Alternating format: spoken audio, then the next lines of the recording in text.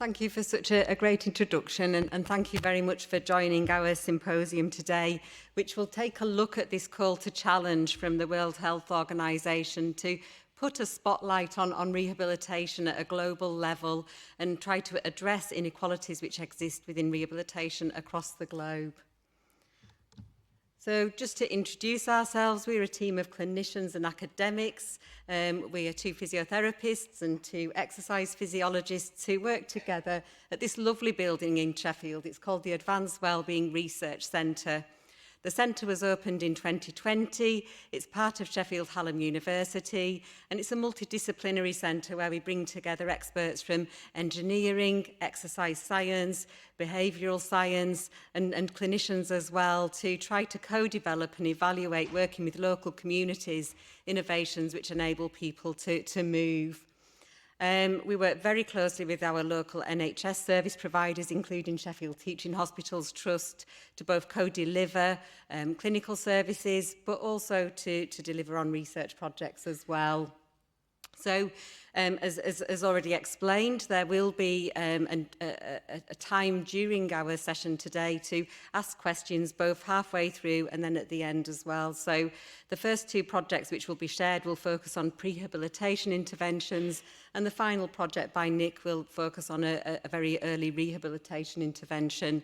So we'll welcome all questions, but particularly thinking about health inequality, workforce solutions and technologies as well. So back in 2017, the World Health Organization developed this call to action for rehabilitation.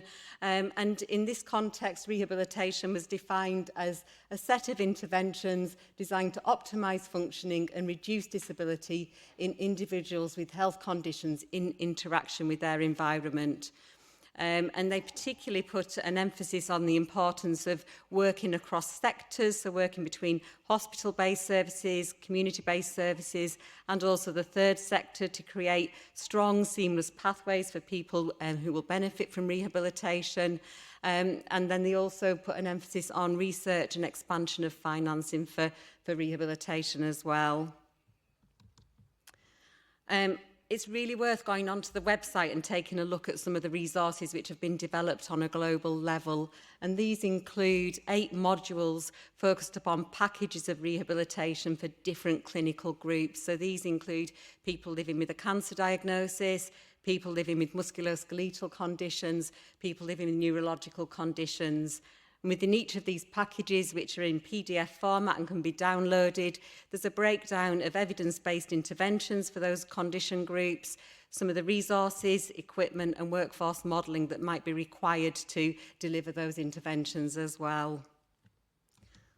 They've also developed a competency framework, and this is intended for use by regulatory bodies, training institutions and people supporting and managing multidisciplinary rehabilitation workforces. So it's a generic competency framework which promotes the delivery of really good and fair rehabilitation services and supports the workforce in achieving that. So I'm sure as rehab professionals, we all welcome this spotlight, welcome this call to action from the World Health Organization, but I think we could also be forgiven for feeling overwhelmed by the scale of the task in hand. And this graph on the left, the left-hand side as you're looking at it on this slide here, shows the increase in the number of people living with health conditions that would benefit from a rehabilitation intervention between 1990 and 2017. So this is data taken from the Global Burden of Disease study. It's published in The Lancet. Overall, there's over a 60% increase in the number of people across the globe who would benefit from a rehabilitation intervention. Looking at people living with a musculoskeletal condition, that's increased by 60%. And then we look at those people who are living with a neurological condition in the middle or with a cancer diagnosis on the third bar there, and they have more than doubled. And that's due to various things. It's because we are living longer, it's because the global population has increased, but also because some of the acute and medical interventions have also improved. So we're seeing greater survivalship, for example, of acute stroke and people living with a cancer diagnosis. This second graph on the right-hand side looks at the projected figures for stroke in the UK. So the lower line indicates incidence of stroke. So we can see that that is gradually increasing from just over 100,000 people a year to approximately 130,000 people per year having a stroke in the UK. But what we can see is a big increase in the prevalence of stroke. So the number of people actually living with a stroke diagnosis in the UK is set to increase from 1 million to 2.3 million by 2035. This is again due to improved acute management of stroke, but also our ageing population, and also due to the fact that more people are having a stroke in midlife as well. So it's a big challenge, and especially when we look at those numbers in the context of those guidelines which were published last year for stroke, this is a big task for us to support people living with stroke in terms of their mid and longer term management. So those numbers are growing, but we also know that anyone who's living with a long-term condition may well experience a decline in their physical health over time as well. So this first graph on the left-hand side shows the aerobic fitness of people at risk of stroke, so older adults at risk of having a stroke. The middle bar is the aerobic fitness of people with a mild to moderate stroke that was taken 6 months or later following their stroke. And the final bar indicates those individuals who've had a moderate to severe stroke and their aerobic fitness. So we can see this decline in fitness levels across those three different groups. So to put this into context, those older adults living with hypertension and at risk of stroke, their VO2 peak was estimated at being just under 25. So that reflects the volume of oxygen that they're able to transport to exercising muscles during activity. So with a VO2 peak value of 25, we'd expect you to be able to go up and down stairs quite easily without becoming too breathless, without becoming too fatigued. You'd be able to go for a stroll, you'd be able to do garden and household chores, and you're very likely to be able to be independent in terms of your activities of daily living. However, when we're looking at these people who've had a mild to moderate stroke, we can see that that figure has declined. So we're making an assumption here that before their stroke, their fitness was probably similar to the first group. And that is an assumption because this wasn't a prospective study. But we can see that that fitness has declined. So for these individuals, particularly if they've also got some movement impairment from their stroke, they're going to find things like going up and down stairs tiring, they're going to become breathless easily, any sustained physical activity is going to feel difficult and therefore not enjoyable. And finally, these people living with more severe stroke symptoms, their VO2 peak was estimated at 11, and that's very low. So quality of life will be interrupted by very poor exercise tolerance for these individuals, and also having such a low physical fitness puts them at a very high risk of having other comorbidities and complications. The second graph shows the decline in reported well-being amongst people listed for hip and knee joint replacement. So this data was taken during the COVID pandemic when people experienced extended waiting times. So the first bar indicates the Oxford score, which was just under 16 for those people listed for surgery. So they were already reporting severe symptoms at this point. The Oxford score looks at functional mobility and quality of life and pain symptoms reported by people. The total score is 48, so we can see that a score of 16 is low. However, over time, and the second bar was taken on average 9 months later, we can see a further decline in that reported well-being to around 12, which is both a statistically significant and a clinically important difference and decline in their reported well-being. And when we looked really closely at that data, those people waiting for hip replacement were on average scoring 9 out of 48 on the Oxford scale, which has been equated to a quality of life worse than death. So it's a challenge. It's a real challenge. And the golden thread that goes through the projects which we will share today is that we've developed and evaluated interventions which have aimed to minimise this decline that we see in people who are either living with a long-term condition or waiting for treatment. So we've got a combination of prehabilitation and acute rehab interventions that we will share with you today, and we will welcome your feedback and comments with regard to those. So before I hand over, just bringing that spotlight onto health inequalities. In Sheffield, a high percentage of our local population live in communities with high levels of deprivation, as depicted by the blue shading on this map. And our research centre is indicated by the little red blob in the middle there. So our aim, our mission is to be close to communities which might experience the most complex barriers when it comes to engaging with a physical health intervention. But as also highlighted in the Frontline magazine earlier this year, health inequalities do go beyond deprivation, and it's really important that we also think about digital capability and access, and also health literacy when we're looking at developing new healthcare interventions as well. Before I hand over to our next speaker, I just need to declare that there are no conflicts of interest associated with any of the projects and the data that we share today.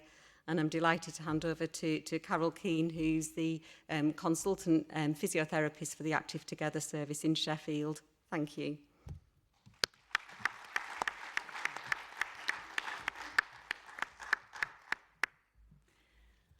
Thank you, Rachel. That's fabulous. So, as Rachel said, I lead Active Together, which is a cancer prehabilitation and rehabilitation service which runs in Sheffield and South Yorkshire. I'm going to talk to you a little bit today about what Active Together is and share some of the findings of our evaluation of the early stages of the service. We know that cancer and cancer treatments have a negative deleterious effect on patients' health and well-being. The point of prehabilitation is to help patients to become as fit and well as they can before they begin their cancer treatments, to allow them to go into those treatments in optimal health.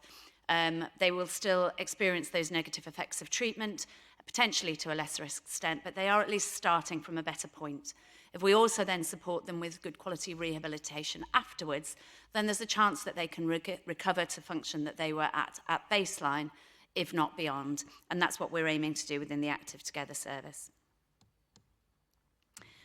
In our service, we are as I said, a service for cancer patients. We work with patients who are undergoing curative treatment, and we work with adults.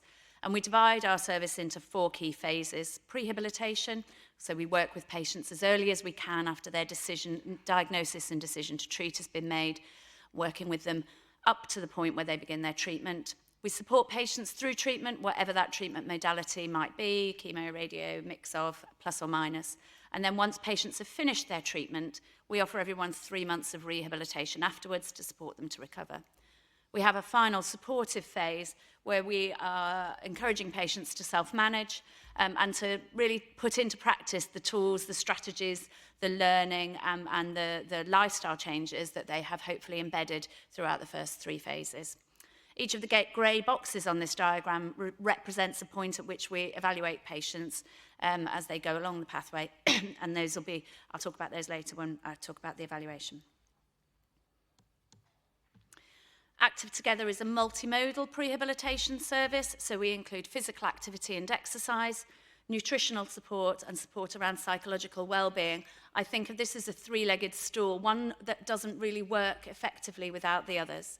So patients who are maybe in low mood aren't going to go and make themselves a healthy and nutritious meal. If you're not eating well, it's very difficult to exercise well.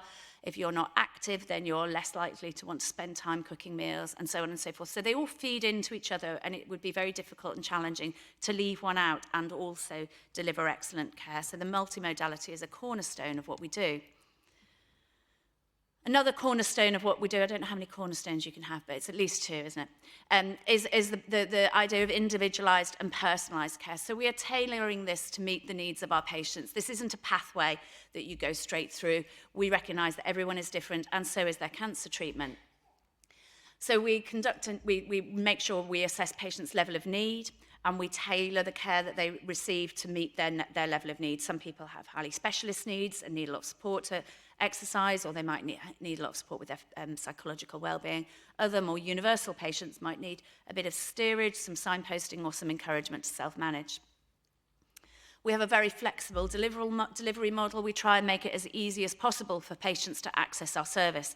So for exercise, we might deliver groups. We also deliver one-to-one. We deliver remote exercise classes. We've got online video on our website. We work out of different sites in the community. As Rachel said, we're at the Advanced Wellbeing Research Centre, and we also run out of 3 different leisure centres within Sheffield. We embed behaviour change in what we do. We know that telling people to exercise more, to eat well, we all know this from our own experience, it's just not as easy as going and doing it, isn't it? And particularly when you've got a cancer diagnosis or when you're undergoing cancer treatment. So we support patients through behaviour change techniques, which are embedded in the design of the study and the language that we use and the materials that we produce for our patients, to allow patients to take the small steps that are needed and to do that with our support. And we also take a what matters to you approach to our care. We ask patients that question when they come to us. We ask them at different intervals so that we can make sure we're working to achieving the things that they want to functionally and achieving their goals. So we have this individualised and personalised care approach. So I'm going to talk to you a little bit about the evaluation that we've done. The data that we have included in the evaluation comes from our first patients in February 2021 through to May of this year. And in that time, we included in the data around 700 patients. We see a number of different tumour groups, but the first tumour groups that we worked with were lung, upper GI and colorectal, and it is those patients who are in the evaluation. This is an evaluation and not a randomised controlled trial. So we don't have a control group or a comparator group. So at times in the data analysis, we've created comparator groups, and they've either come from patients who were offered the Active Together service but who declined, or patients who received the same cancer treatments but in a different time period. We call those our historical set. So we recognise that there's limitations within those control groups, but they give us an opportunity to do some comparison. And this was a complex evaluation that has taken place in a complex and live clinical service, and there are lots of challenges of collecting, managing and analysing the data. So for sure, at each of the data points, not every patient is represented, and it is not the same patients who are represented at each data point as well, but those are the consequences of evaluating a live service. So this graph shows you, to start with, how our patients have fared with regards to physical activity. So we've used the 6-minute walk test as a measure of that. And each of the points on the graph represents one of those grey boxes on the earlier slide, so it tests whether you were really paying attention. So we measure them at baseline. We see in their walking test, we see an increase in their walking test as they move through prehabilitation before they go to treatment. We see a drop away in their walking exercise capacity through treatment when they come back to us at the end of their treatment. That's what we would have expected. And then we see that improving in our patients to where they were when they first came to us and beyond that. And also really encouragingly, we see that when they're in that self-management phase, we're still seeing some improvements in their exercise capacity and their ability to walk, which suggests that there has been learning, that we have embedded good behaviours and that they're making changes themselves. So the rest of the slides follow similar patterns, but look at the different modes of treatment involved in our service. This looks at PGSGA, which is a risk score in dietetics. This graph is upside down to the walk test, so a higher score indicates more risk. So we do see patients, similarly to the last graph, improving through prehab, worsening through treatment. They make significant improvement in that rehab and recovery stage. And in this case, there's a bit of a drop-off in that as they begin to self-manage. And then in terms of well-being, we look at anxiety and depression. In anxiety, we see improvements through prehab and then a plateau in an improvement as patients' anxiety recedes as they move through treatment and rehabilitation. We do see the pattern that we might expect in lower mood in depression, where patients maybe improve in rehab but can have severely impaired mood as they come out of treatment and they're in that early recovery phase, improves through rehabilitation and beyond. So as well as the data showing that we're making a difference, as well as the data showing patient improvements, Active Together has been enormously well received by those people that we're working with. Our CNSs just have really massively embraced it, and they are our referrers, and it's become really easily embedded in their pathway. The surgeons and oncologists who are working with us see the difference that it makes to their patients when they come back to clinic. And the quote here talks not just about those patients who have gone through and got better through their prehab treatment, but who also those patients who have been able to access cancer care who wouldn't have been able to otherwise, but by getting fitter through the programme are now accessing curative cancer treatment. And we've been enormously well received by our patients who see the benefits it gives them, but also the sense of control that they have over their health. So we have a service that improves patients, that's liked by patients, that's well received by clinicians. That's obviously not enough in today's health service. So we look at the health economic metrics. In this, we've looked at length of stay, hospital length of stay. We've looked at A&E readmissions as well in the period of time after surgery. So we know how much it costs to deliver the service. We can use our data to show us how much saving we're making for the NHS trusts that we're working with. And that gives us a net saving around £366 per patient. So we're showing that this is also giving economic value to the hospital trusts. Health inequalities is the theme through today, and again, it's embedded in our approach. We take universal referrals, so it's not up to a clinician to decide who might benefit from rehab. Through where we are, through the travel and language support that we offer to patients, we try to make access as easy as we can, and through our individualised and personalised care approach. And because we know that we're doing work on this, but there's still a lot more to do, we capture data on it all constantly, and we're always including it in our service improvement work as well, so that we can keep enhancing what we're doing in this area. So our next steps are to continue to expand the service. There are tumour groups that we're not yet working into, and we want to explore and expand what difference we can make to those other patients. We're expanding this to a regional service, having started it in Sheffield. We are now in the process of rolling it out across South Yorkshire, so patients in our ICB and in our region can have equal access, and in August, Rotherham, Barnsley and Doncaster all saw their first patients. We're continuing to work with the commissioners. We are a charity-funded service at the moment, and we're doing a lot of work with our Cancer Alliance and with the commissioners and with the trusts to convert this into a service that will be sustainably funded when our charity-funded runs out in 2026. And the more we talk about Acted Together and the more we see its successes, the more people ask us what we might think about doing this in the field of advanced cancer, and there's definitely possibility and potential there.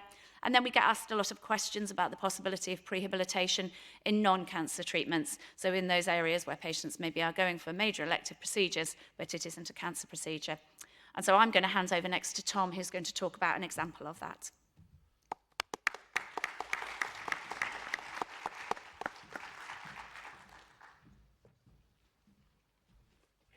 Thanks very much, Carol.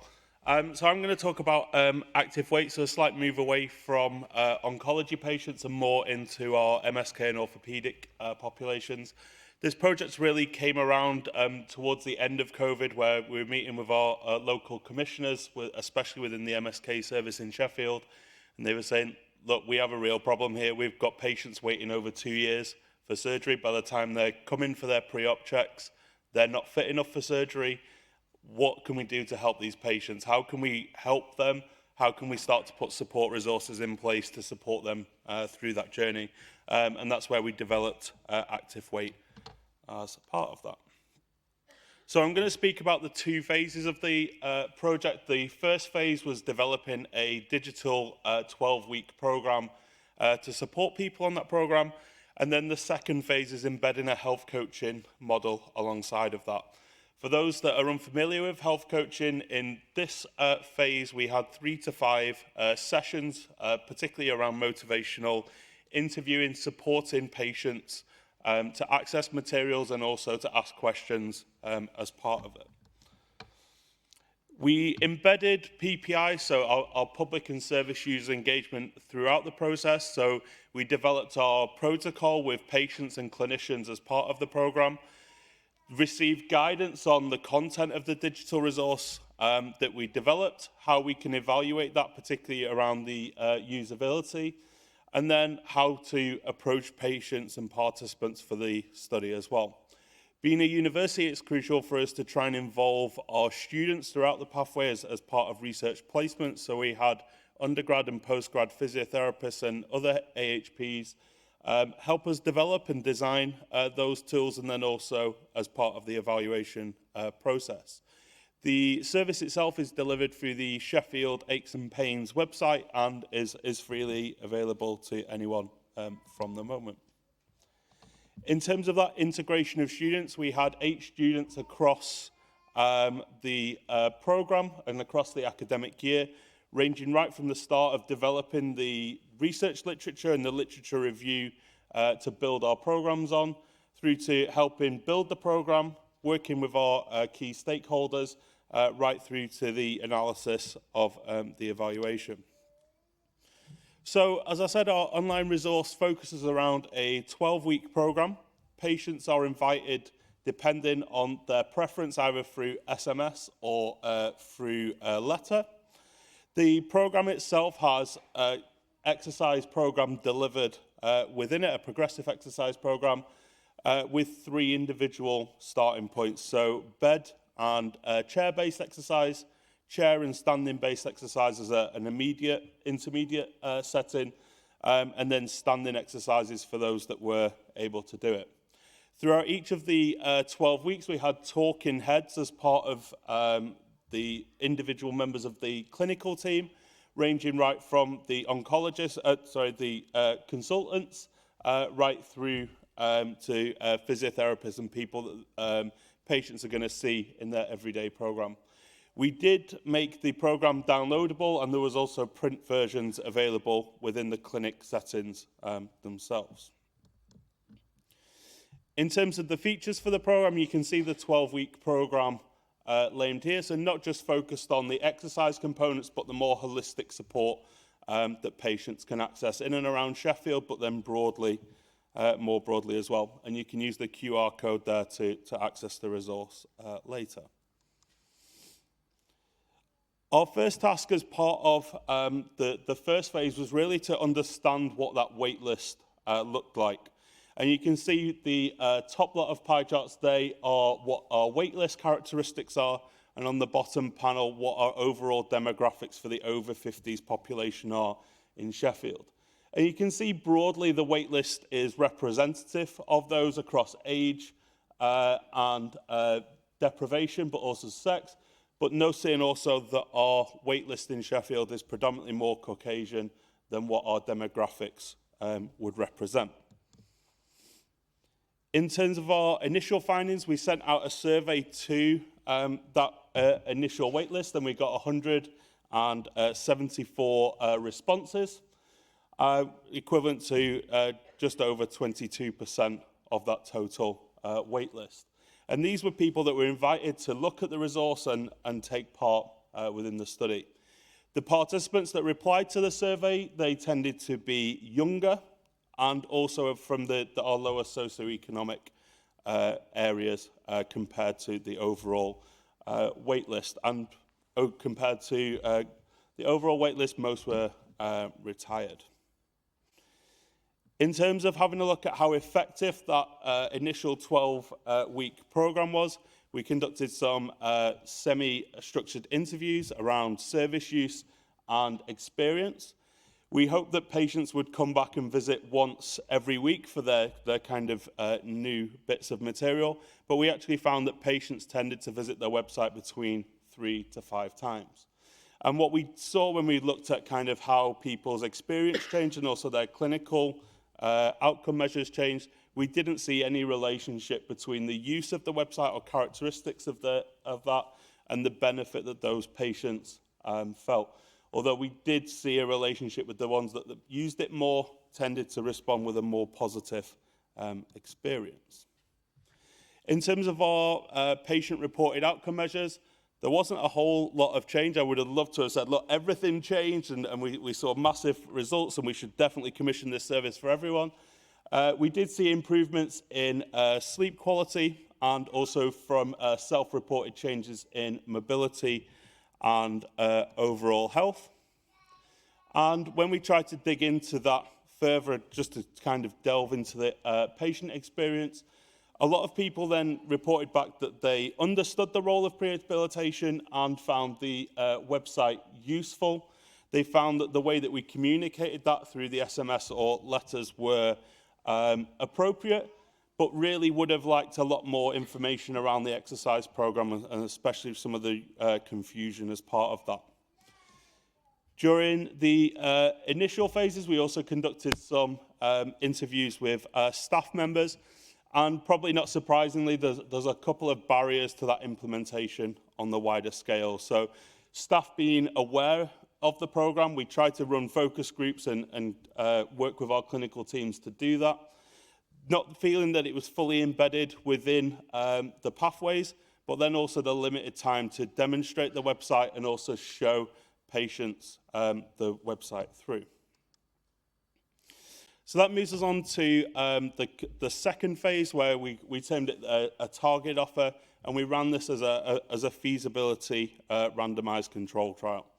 So the group that were involved and were given health coaching, so as I said, those motivational interviewing, conducted by our grade 3 and grade 4 staff as part of the clinical teams, and we specifically targeted patients with low patient activation, so 1 or 2.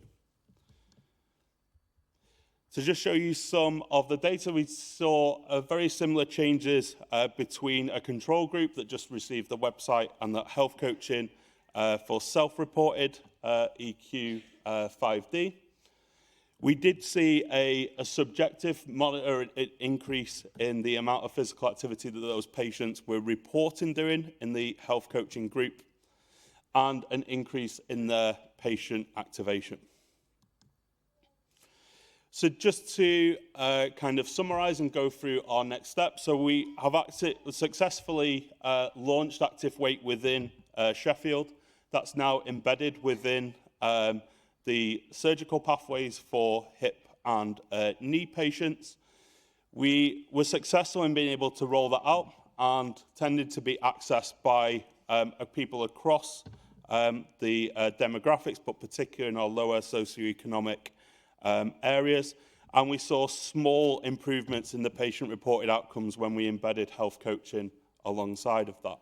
There's a couple of next steps that we want to follow up. We obviously relied very heavily on subjective measures, so now conducting the kind of phase 3 of this, where we're embedding more objective measures of physical activity and around muscle size and strength alongside of that. So just to acknowledge, this is a project taking place between the research team, also the delivery staff and clinical team at SDH, but then also the students that played a real integral role in the project all the way through. Thank you very much.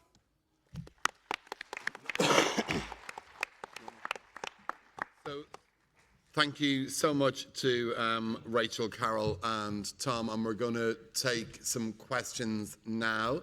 Can I just remind those who are joining us online to post your questions, and our moderator will compile those and give them to the panel.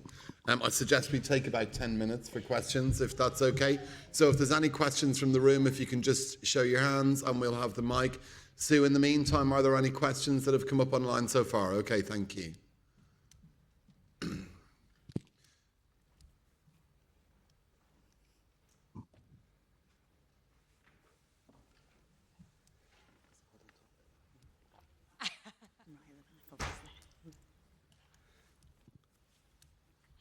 Thank you. Thank you very much for both presentations. I'm coming from University of Bolton, and my question is to Carol.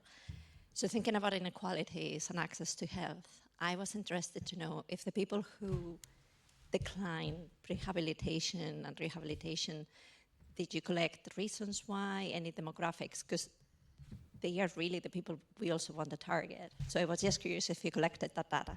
Thank you.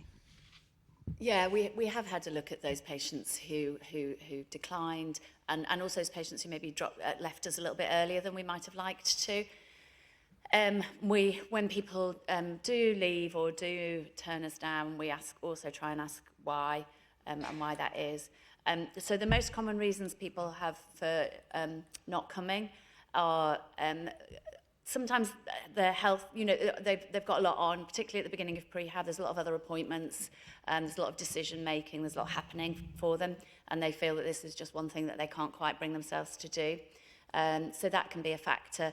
There are other commitments, and that might be work or care responsibilities. So these are newly diagnosed cancer patients, but they might be young, they might be still in work, they might have a husband with Alzheimer's who's at home, and so it's difficult to get out to come to things. And travel and transport, that's the other main reason for people who don't come. And that's really why we've moved to different sites, why we've opened up in different sites in the city, in Sheffield, and why we've then opened up areas in South Yorkshire. So Sheffield's a regional cancer centre, and patients were having to travel from other towns and other cities in the county to come to us for their prehab, because that's where they come for their cancer treatment. So by moving the service out closer to the patients, we're hoping to make that travel and transport different. We did also do a little bit of a look at some of the people who don't come, and we found that we found particular geographies where they didn't come from, and we've opened a site there. We found they tended to be older, and we keep doing work around how we can get older people to access service. But we're not unique in that. I think if you talk to pulmonary rehab, if you talk to other rehabs, any other outpatient services, getting older people to come is difficult. And actually we found there was quite a big overlap as well with our lung cohort of patients rather than upper GI and colorectal. And they tend to be older, and they also probably have a longer history of comorbidities, a longer history of ill health as well. So it's sort of those are some of the other areas that we're exploring, but definitely kind of diving into some of the reasons as well. And also addressing them as you're going along, which I think is really commendable. Yeah. Thank you so much, Carol. Yes, Sue? Put a question from an online attendee. Can I check if patients were screened for frailty within the exercise programmes, and what levels of frailty did you find that they were living with? So I can start, or you can go. Yeah, I was going to say, so the active weight service was open to everyone. We have got some baseline clinical measures around frailty. I can't remember what they are right off the top of my head. In terms of the exercise delivery sessions, I'll probably hand over to Carol because you do direct delivery. Yeah, so we don't screen for frailty per se. Everyone who comes into Active Together gets an in-depth physiotherapy assessment at the beginning. We do exercise testing, we do grip strength testing, we look at body mass index, height and weight, and everyone's seen by a physio, and then we tailor their exercise treatment to meet their needs. So we have different levels of groups. Patients might be seen one-to-one, they might be seen by a physio, they might be seen by an exercise specialist, depending on how they are.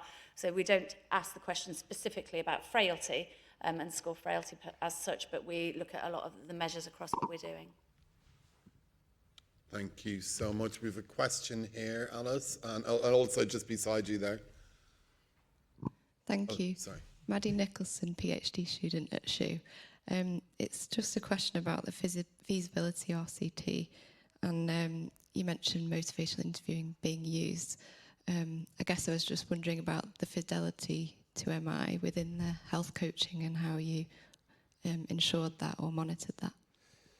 Yeah, so the individual sessions, we had 4 or 5 different clinicians working with us for that motivational interviewing.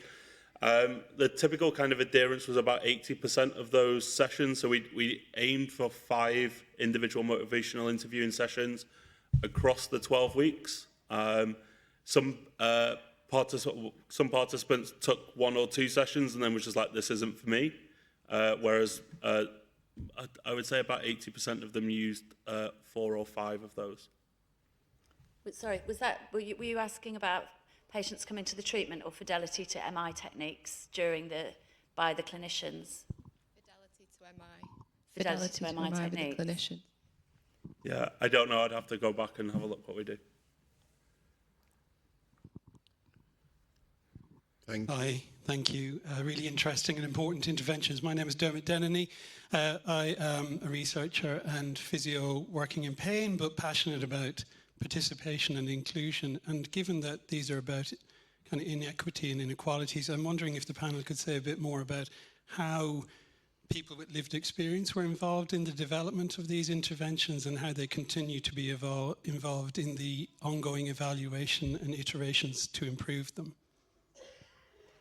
Yeah, I can go first. So for the active weights group, we had a clinical steering group and then also a patient steering group. So we had 10 to 15 patients that are on those pathways, steering us at every direction. So we met them at monthly intervals. So developing the resources especially was important. And we got a lot of feedback around how we approach people as part of that. And then also that kind of challenge around, we obviously just ran it as a digital resource. So making sure that we weren't widening aspects. So being able to provide printable versions of the program, downloadable versions for people that were kind of data poor as kind of part of that. So really integral to what we did, and really integral in the phase 2 and 3 that we've had alongside of that. Yeah, and thank you for raising that point, because it is so important. So at the Research Centre, there's a big emphasis on meaningful public engagement in all of the projects. So we have got a dedicated PPI group at the centre that scrutinise all of the projects that we develop in from protocol stage, and they look at our recruitment materials, for example, and then we're really conscious about updating them as well, because I think there's a tendency with PPI to conduct that at the outset and then just get on with the project anyway. So we have a feedback loop.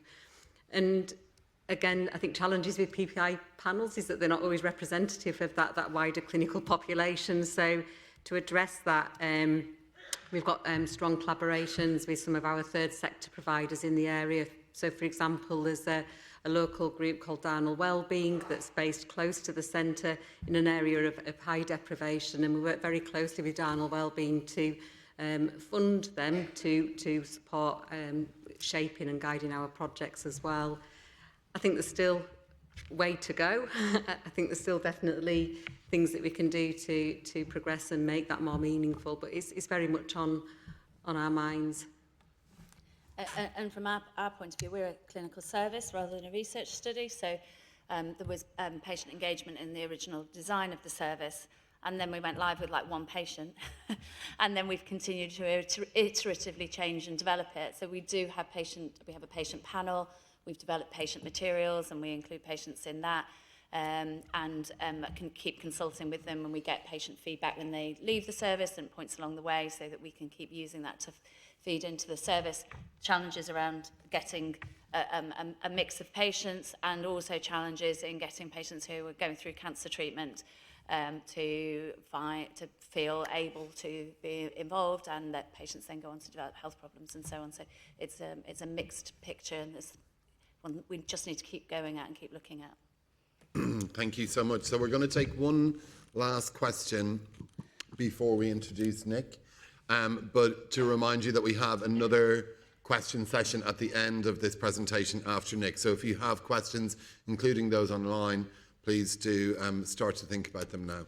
Final question for now. Yeah, hi, Janice Warburton from East Lancashire Hospitals Trust. Just got a question around the active weight programme as well. I think I saw a reference to some patient feedback around the potential benefit of face-to-face sessions. Just wondered, as part of your phase 3 work, whether that's something you're going to be considering, and also around digital capabilities as well for access for patients. We've got some experience of delivering rehabilitation online at East Lancashire for neuro rehabilitation, and recently around frailty as well.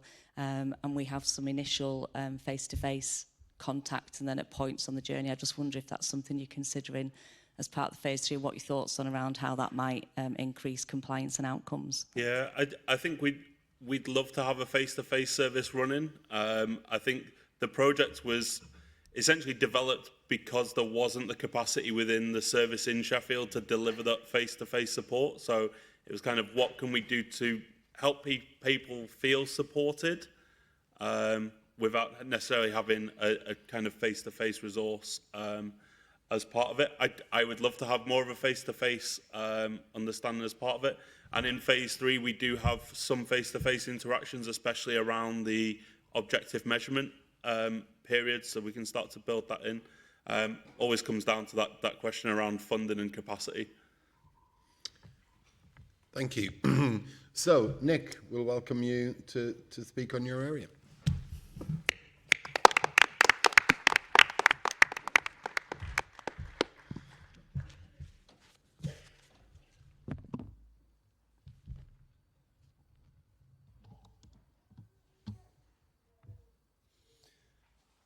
Hi everyone, my name is Nick Kudierski. I'm a research fellow and my background is in clinical exercise physiology. Today I'll be sharing key findings from a feasibility study which started in 2021 and ran over a period of about 13 months. I'll be sharing key findings and hopefully you may take away some implementation tips for your practice. Just a slide on funding, and there's no conflicts of interest to declare. In 2023, there was a major update to clinical guidelines for stroke rehabilitation. The introduction of, or the promotion of cardiorespiratory exercise training for all medically stable stroke patients was introduced. 3 to 5 sessions per week, 30 to 40 minutes above 70% of peak heart rate. So the rationale for this intervention is that it reduces the risk of secondary stroke, mitigates deconditioning, and enhances mobility. Importantly, these recommendations are based upon research that's been conducted in the subacute and chronic phases of stroke, but there's a lack of research in the acute phase. There's questions regarding the safety and effectiveness, particularly in the first week after stroke. There's lots of research in preclinical or animal models of stroke focused on neuroprotection, or the protection of brain tissue and the promotion of neuroplasticity, which is what the key aim of this research is. But the first step is to see if it's feasible. So touching on the scientific rationale for exercise in the acute phase of stroke. So in the rodent models of stroke, when animals are randomized to either exercise or sedentary control groups, exercise leads to a reduction in brain damage, an enhancement in blood flow, and a promotion of neuroplasticity and an improvement in function. Just mapping onto the key biological and functional changes that occur after stroke. So in the first 24 hours, this is when we see most of the cell death occur. When exercise interventions have been conducted in the hyperacute phase, this actually exacerbates the brain injury, so it causes a worsening of symptoms. This is followed by a surge in inflammation and scarring, and as that begins to subside, we see an increase in neuroplasticity and an improvement in function. So it's this window of opportunity that this exercise intervention is looking to exploit. And the key theories are that by exercising in this acute phase, it increases blood flow, which causes beneficial changes and promotes the activation of neurons, leading to neuroplasticity. So this research was conducted in Sheffield, in South Yorkshire, at the Royal Hallamshire Hospital, only for patients that were admitted to the acute stroke unit. Although this is a hyperacute stroke unit that brings in patients from the wider region, we only had one exercise bike. So we had to conduct everything in Sheffield, including follow-up assessments at a local rehab centre. So we ensured that we tried to be as inclusive as possible, so we utilised the Stroke Association Accessible Information Guidelines, particularly for people with communication difficulties following stroke. We used an exercise bike which was designed for people to be used in bed, so the research that I mentioned before that underpins the clinical guidelines, that's predominantly focused on research in ambulatory or people that can sit upright on a bike. This research is focused on people that are unable to get out of bed. So the study timeline, it was a very, very short intervention period. So we enrolled people, did baseline assessments, and then randomized them to either usual care or 5 exercise sessions, and then conducted a follow-up 3 months later.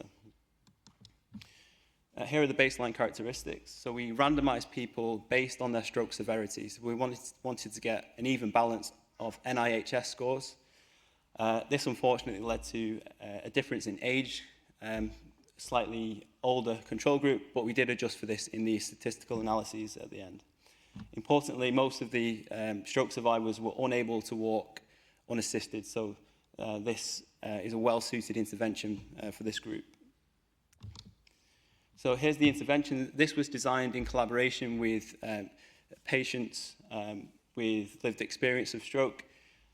So we conducted several PPI events focused on the intervention itself as well as the study procedures. So we used the Leto 2, the Motormed Leto 2 exercise bike. This is designed so it supports the legs, even if there's a lack of strength, it prevents the knees from locking out.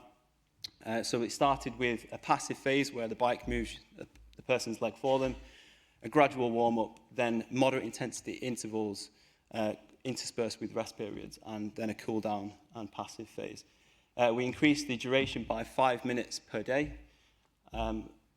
This isn't set in stone, so it doesn't necessarily mean that we have to stick with the full six intervals, but we just wanted to see what people were capable of. So this was me as a clinical exercise physiology researcher being parachuted into an NHS setting. There were a lot of unknowns, but what I soon found out that it was a key multidisciplinary effort. This was only made possible through collaboration with the full team from doctors right through to clinical support workers and caterers. In terms of the intensity, so we utilised the RPE scale, which many of you will be familiar with. This is a pragmatic tool, it's very low cost, and we use the talk test to help guide us. It's difficult for patients to understand what moderate intensity is if they've not exercised before, and we don't know if this is valid in stroke populations due to neuromuscular impairments, but essentially we just wanted people to be challenged, but not too much so that they were gasping for air, so we were looking for them to be able to maintain a conversation. So here are some of the safety precautions. So these are well-established clinical exercise guidelines. We ensured that we kept it under 60% of heart rate reserve because we were looking at lower to moderate intensity. The current guidelines are recommending above 70% of maximum heart rate, which is fairly high intensity, which I think is perhaps a bit premature. And here are our stop criteria, but nobody had to stop exercise, so we had no adverse events. Everybody thought the bike was comfortable, and I interviewed participants, and we got some really positive feedback in general. So it really broke up the boredom. It gave people a sense of hope, something to progress towards, something to do when it's a very lonely environment. So it gave some sense of social interaction. We tracked the activity levels. So this is for people that can walk. We looked at their step count per day. This is their activity levels using a bike, so a 10 to 20-fold increase in activity levels in a very short window of time. In terms of the intensity, so this is what the average and the peak heart rate responses were for all participants. So we're looking at a low to moderate intensity sessions with some people getting close to vigorous, but we made sure we kept them below 60%. And lastly, looking at the preliminary efficacy. So it was a feasibility study with a small sample size, but we still explored outcome measures, including the modified ranking scale and the Barthel index. When we measured this 3 months after stroke, the intervention group had a significantly better level of function, both in the modified ranking scale and the Barthel index. And this has been adjusted for age differences. So to summarize, light to moderate intensity exercise is safe for ischemic stroke survivors in the acute phase of stroke. It's acceptable for the majority of patients. This is an inclusive exercise intervention for people that can't get out of bed. It's feasible to deliver providing there are sufficient resources. I was an additional researcher, so that we need to look at workforce capacity if this was to be delivered alongside usual care. And there's potential benefits for recovery. And finally, the next steps are to try to conduct a dose-response randomized control trial with some more sophisticated measures of brain structure and function. Just to acknowledge my supervisory team, including Tom over there, and all the staff and the patients involved in the trial. Thank you for listening. It'd be great to connect. Anyone that's interested in stroke rehabilitation, I'd be keen to chat to you. And that's my presentation finished. Thank you very much, Nick.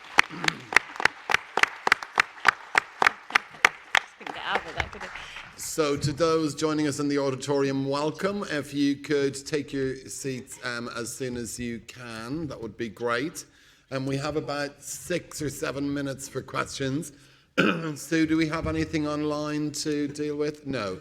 Okay, so as you're taking your seats, just watch out for the roving mic in Alice.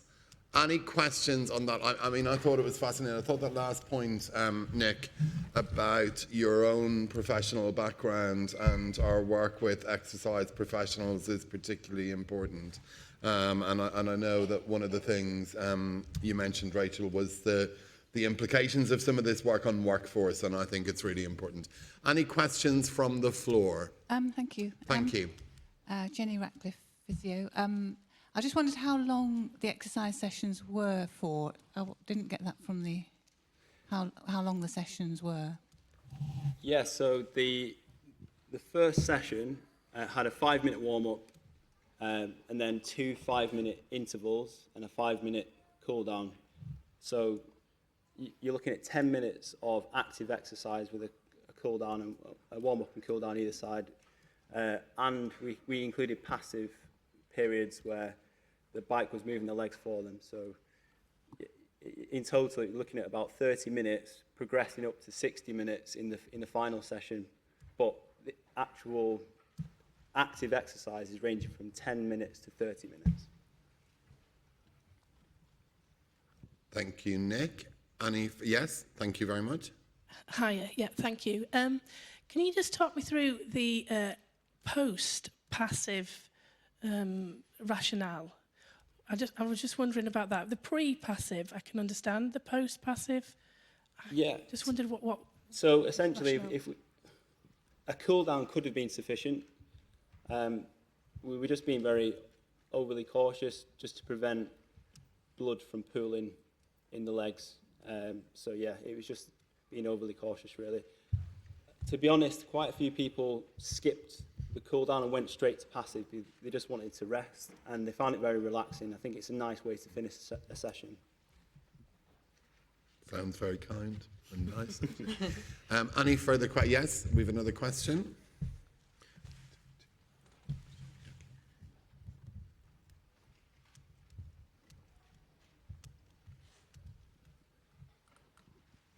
Thank you. It's been a great session. So I'm Paula Manning. I just wondered whether any of the resources that we used in the first 2 conversations that we had today for learning disabilities, autism, were any of those resources there, because all of those patients too have cancer, and I wondered whether any of that, I'm constantly having to change my resources in mental health wards depending on the communication style. I just wondered whether you were able to adapt that, whether you're thinking about it in the future, how you would catch that. I can say from our point of view, part of the service improvement work we do is team-led, and so we ask them what are the things that can make the service even better. And in the last round that we did, that was one of the things that came up, is looking at people with learning disabilities, with neurodiversity and with other needs, and how we can look at having some toolkits to help staff work with them. Okay, thank you. Oh, sorry. No, go ahead, Rachel. Yeah, thank you, Paul. At this point in time for active weight, we've not made any specific adjustments, and I think it's just really important that we have that on our radar, and could potentially look at specific funding opportunities, I think, to address that challenge. Yeah, and I feel I have to highlight the Oliver McGann training that is now available, given that my last role was in MenCap and we fought very hard for it, and the use of that for reasonable adjustments. We probably have time for John. 2 further questions. Yes, Sue, please. So from an online attendee, can I ask if you have costed the intervention in terms of staff time, equipment and resources? I presume that's you. Is this to me? Yes, I think so. Yeah. Thanks. We didn't do like an economic analysis, but it would be fairly simple to do that. We know how much the bike costs, how much the staff members' time costs. So, yeah, I don't think it would be that difficult to do. Thank you. Probably time for one more question. Hi, Helen Batty from Sheffield Hallam University. And you highlighted the role of the students on research placements, and I just wondered if you could highlight the role of the students and the benefit to the projects and to the students themselves. Great question. So I'm happy to talk about probably active weight and to some extent Nick's project with regard to that, because one of my hats has been supporting students on research placements at the research centre.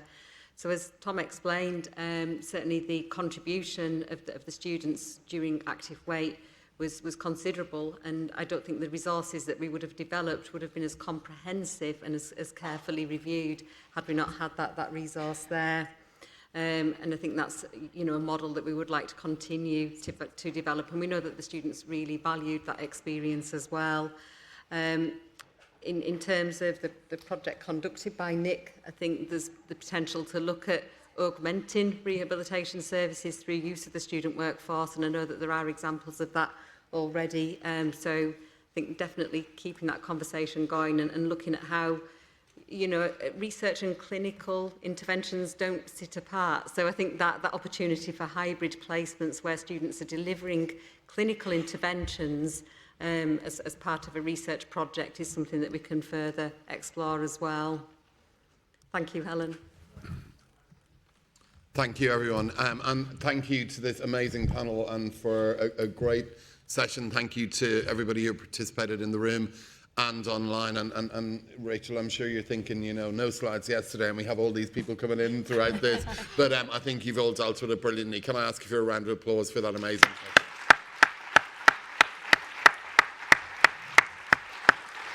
Thank you so much. So just to say that we are